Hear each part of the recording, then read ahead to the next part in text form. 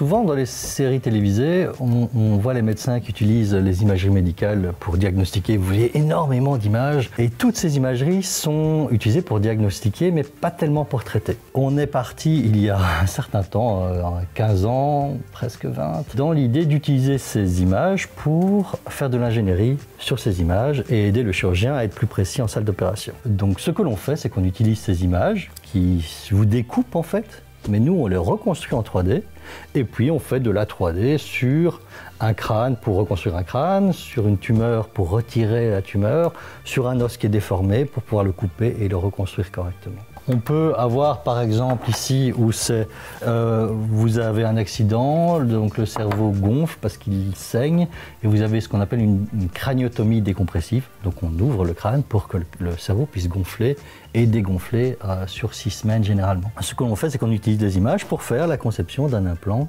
qui soit personnalisé pour ce patient-là. Donc une fois que le cerveau a dégonflé, le chirurgien peut venir en salle, prendre l'implant et simplement le déposer sur le patient, lui reconstruire l'anatomie comme avant l'accident. Ça, c'est vraiment le core business de 3Decyte, c'est la planification de la chirurgie osseuse. Et ensuite, on conçoit et on fabrique des dispositifs qui vont permettre au chirurgien de réaliser l'acte qui a été planifié en 3D en salle d'intervention. Alors il y a 2 grandes étapes, toute la partie de savoir ce qu'il faut faire. Ça c'est la planification, c'est de la 3D, c'est du logiciel et ça on l'a développé en interne. Et maintenant c'est un logiciel, on propose un logiciel en fait pour aider les sociétés qui font du sur-mesure à être plus rapide, plus conforme au niveau qualité et plus utilisable par le chirurgien pour facilement valider un planning. Parce qu'il faut une bonne communication entre un ingénieur et le chirurgien. Il ne faut pas se tromper, évidemment. C'est cette technologie que l'on a construite en Belgique, en région Wallonne, validée, certifiée pour l'Europe et pour les États-Unis.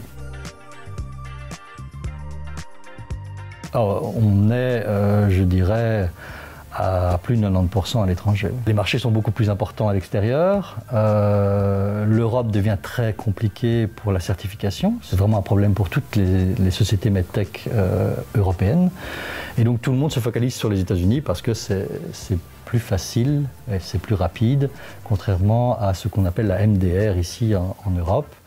Vis-à-vis de la Belgique, oui, il y a toujours un aspect de remboursement. L'INAMI n'est pas toujours facile avec ce type de dispositif. Donc c'est vrai que ces technologies qui sauvent des vies, on l'a démontré, sont plutôt utilisées à l'étranger qu'en Belgique. Via notre offre européenne et américaine, nos différentes certifications et notre plateforme intégrée avec de l'AI construit au MED depuis des années, on a vraiment des performances qui nous mettent dans le top mondial. C'est 3Decyte. On a une super équipe. C'est pas facile de passer de 2 personnes à 25 personnes. Ça fonctionne bien, on a des personnes qui sont motivées. On a traité à ce jour 5000 patients et on va en traiter 2000 cette année. Donc il y a vraiment un effet de scale-up. Et donc c'est un plaisir évidemment de savoir que ce que l'on fait tous les jours a un impact réel sur les patients.